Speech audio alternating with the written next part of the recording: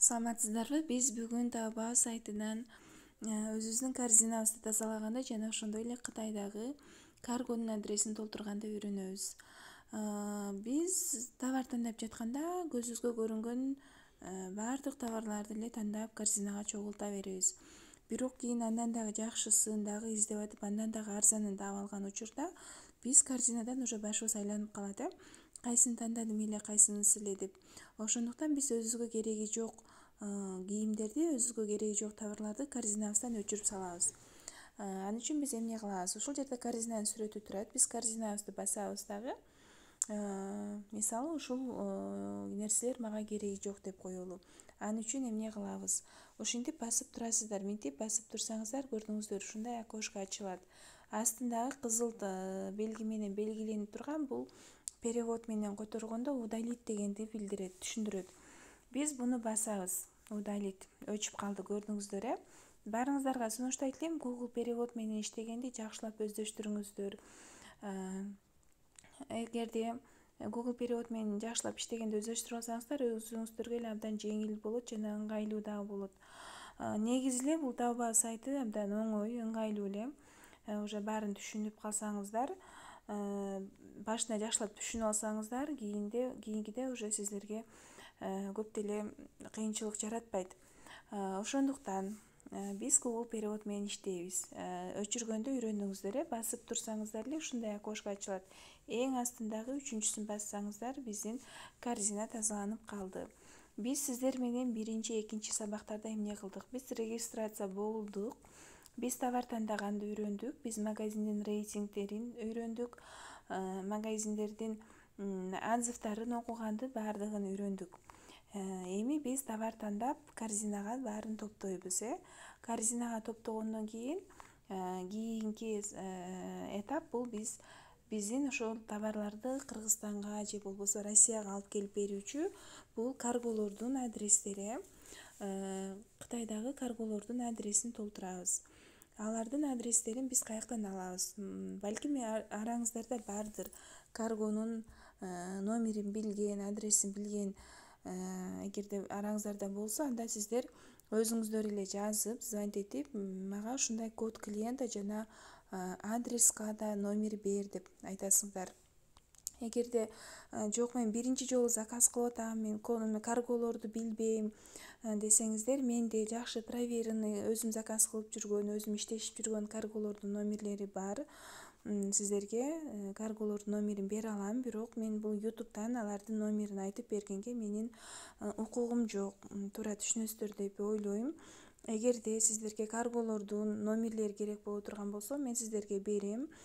Бирок аны Instagram баракчаман дайректке жазсаңыздар, ар бириңиздерге жеке өзүнчө номер бере алам. Москванын номери бар, жакшы каргонун номери бар. Ал жактан дагы 1 килограммдан өйдө заказ кылсаңыздар болот. Кыргызстандыкына 100 граммдан өйдө заказ кылсаңыздар болот. Бардыгы жакшы, ишеничтүү карголор. Анда биз ошол карголордун адресин толтурганды үйрөнөлү. Биз ушул төгөрөкчөнү басабыз. Төгөрөкчөнү баскандан кийин башындагы настройканын сүрөтүн көрдүңүздөр, ушул настройканы басып алабыз. Настройканы басканда эле көрдүңүздөр, ушул биринчи бул биздин өзүбүздүн личный кабинетибиз. Бул экинчиси болсо, биз ушул жерге адрес толтурабыз. Көрдүңүздөр, бул жерде бир дагы каргонун адреси жок. Менин берки өзүмдүн дагы бир почтамда бул жака толуп кеткен адрестер. Көп карголор менен иштешкендиктен, ошондуктан мен жаңы почта ачып, сиздерге баары башынан түшүнүктүү болсун деп жаңы почта ачкам. Бизге WhatsApp'тан карголор номерлерин жиберишет. Биздерге ошого окшогон адрес склад в Гуанчжоу дейт, анан код клиента болот. Мен бул жерде дагы 2 цифра болот. Мен аны мындай кылып койдум, эми көрсөтпөй эле коеюн деп, сиздерге өзүнүн личный номерин болгондуктан биз сиздерге да ушундай коддор келет. DS14 анан дагы 2 цифра болот. Бул сиздердин өзүңүздүн жеке номерлериңиздер болот. Ушул номер менен өзүңүздөрдүн товарларыңыздарды отслежка кылып турасыздар. Биз ушул адрести алабыз дагы, башынан баштап аягына чейин копировать этип алабыз. Копировать этип алдык.